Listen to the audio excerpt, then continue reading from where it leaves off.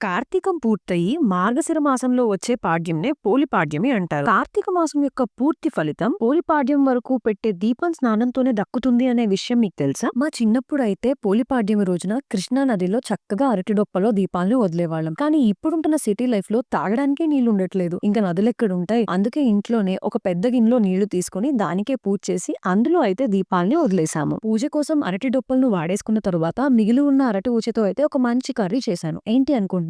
అరటి ఊచ ఆవు పెట్టిన కర్రీ. మారుతున్న ఫుడ్ హ్యాబిట్స్ వల్ల మనకున్న బిజీ లైఫ్ స్టైల్ వల్ల ఇలాంటి చాలా రకాల పాతకాలపు వంటలను అయితే పూర్తిగా చేయడం మానేశాం కదా. కనీసం ఇలాంటి స్పెషల్ ఒకేషన్స్ లో అయినా మన ట్రెడిషనల్ ఐటమ్స్ ని ట్రై చేస్తూ ఉండాలి. అప్పుడే కదా పుణ్యం పురుషార్థం రెండూ కలిసి వచ్చేది. కాన్స్టిపేషన్, కిడ్నీలో స్టోన్స్, ఎసిడిటీ లాంటి చాలా హెల్త్ ఇష్యూస్ కి అరటి ఊచను ఫ్రీక్వెంట్ గా తీసుకోమని చెప్తారు. వేడివేడి అన్నంలో నెయ్యేసుకొని ఈ కూరను తింటే టేస్ట్ నిజంగా చాలా బాగుంది. తొందరలోనే రెసిపీని పోస్ట్ చేస్తాను. మరి మీరైతే పోలిపాడ్యంని ఎలా సెలబ్రేట్ చేసుకున్నారో నాకు కామెంట్ చేసేయండి.